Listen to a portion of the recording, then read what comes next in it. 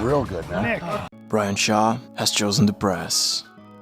Guys, as we all know, Brian Shaw is now entering arm wrestling, and since he's coming from strongman, he's still adapting to pulling on the table. And just recently, there was a little sparring that Brian had on the table, and by watching that sparring, I did notice something. Like, do you guys remember that last time that Brian has sparred with Eddie?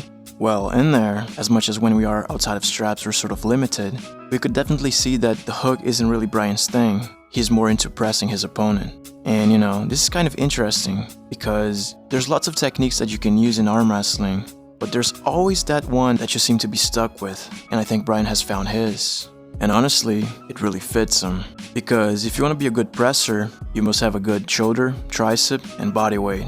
And as we know, Brian have all those things, and more. So this is why this style is great for him, and not for people such as Vitali.